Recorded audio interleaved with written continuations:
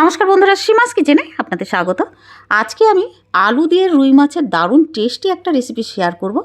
আলু দিয়ে রুই মাছ আপনারা অনেক রকমভাবে বানিয়েছেন বন্ধুরা, তবে আমি কিভাবে বানাবো সেটাই আজকে আপনাদের সঙ্গে শেয়ার করব। এই রেসিপির জন্য আমি রুই মাছগুলোকে নুন আর হলুদ দিয়ে ম্যারিনেট করে নেব। আমি একটা সঙ্গে মাথাও নিয়েছি। আমার মনে হয় বন্ধুরা, আলু দিয়ে রুই মাছের ঝোল করলে যদি একটা মাথা থাকে না, মাছের মাথাটা, তাহলে টেস্ট কিন্তু আরও বেশি বেড়ে যায় আমার মনে হয়। তাই আমি একটা মাছের মাথা নিয়েছি। এবার ভালোভাবে ম্যারিনেট করার পরে কড়াইতে সর্ষের তেল দিয়ে দেবো। তেলটা গরম হলে এক এক করে মাছগুলোকে দিয়ে দেবো। আমি সবার আগে মাছের মাথাটাই দিয়েছিলাম।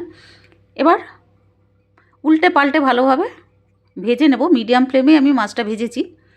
এবার তুলে নেব। যখন দু সাইড ভালোভাবে ভাজা হয়ে যাবে, এবার ওই তেলের মধ্যে দিয়ে দেবো 1 চামচ জিরা আর 2টো তেজপাতা।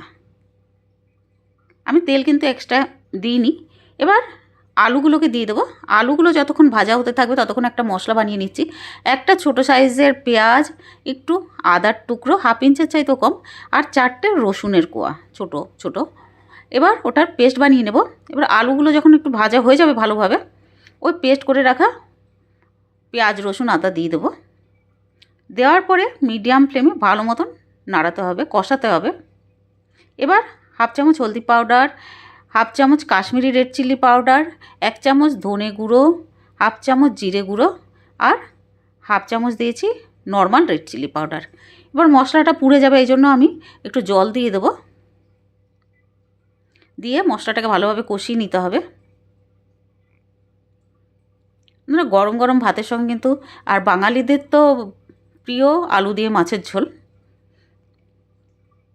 এবার ভালোভাবে মশলাটা কষিয়ে নেব। এবার দিয়ে দেবো একটা ছোটো সাইজের টমেটো আর সঙ্গে নুনটা দেওয়ার জন্য টমেটোটা তাড়াতাড়ি গলে যাবে। এবার একটু হোমমেড গরম মশলা দিয়েছি।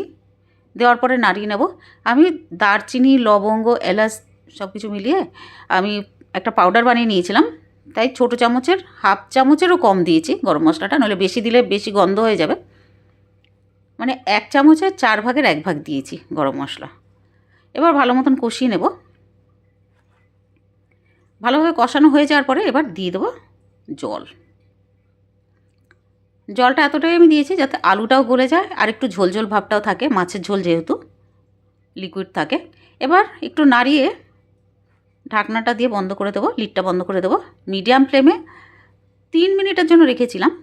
3 মিনিট পরে লিডটা সরিয়ে এবার মাছগুলোকে দিয়ে দেবো। দিয়ে আবারও আমি লিডটা লাগিয়ে দেবো 2 মিনিটের জন্য মিডিয়াম ফ্লেমে। এবার একটা কাঁচা লঙ্কা দিয়েছি, দিয়ে আবারও আমি লিডটা লাগিয়ে দেবো 2 থেকে 3 মিনিটের জন্য মিডিয়াম ফ্লেমে। 3 মিনিট পরে লিডটা সরিয়েছি। তৈরি হয়ে গেছে আমাদের দারুণ টেস্টি রুই মাছের ঝোল আলু দিয়ে। পুরো ভিডিও দেখার জন্য অনেক অনেক ধন্যবাদ। আর ভিডিওটা ভালো লাগলে প্লিজ লাইক করে দেবেন, সাবস্ক্রাইবও করে দেবেন আর শেয়ারও করে দেবেন। আর কমেন্ট করে জানাবেন বন্ধুরা যে খেতে কেমন লাগলো। ধন্যবাদ পুরো ভিডিও দেখার জন্য।